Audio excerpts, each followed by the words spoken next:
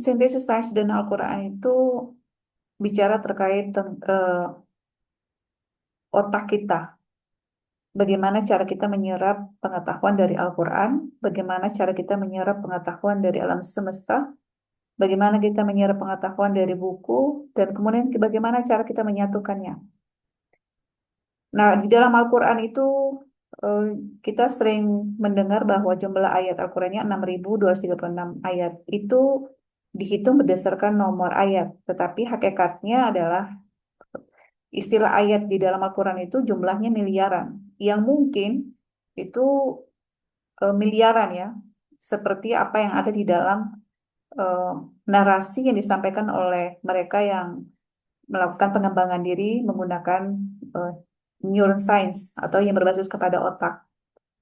Kalau jumlah sel saraf dalam otak kita itu miliaran, ya sebenarnya Al-Quran itu juga punya ayat yang miliaran, yang itu harus terkoneksi ke dalam memori otak kita.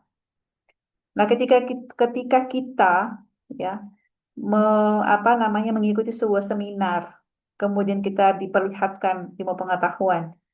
Pernahkah seorang narasumber itu me, me- apa namanya menyampaikan dari mana ilmu yang ia peroleh?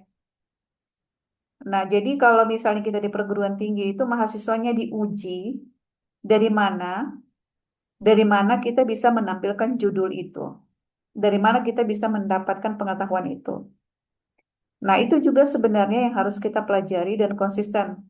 Pola belajar di perguruan tinggi itu seharusnya kita rawat, kita kembangkan, kita kuatkan ketika kita belajar Al-Quran.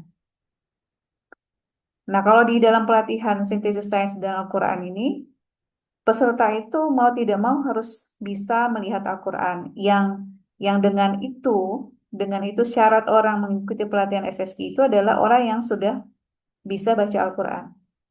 Tetapi kalau orang yang belum bisa baca Al-Quran, maka itu latihannya adalah latihan per huruf ya.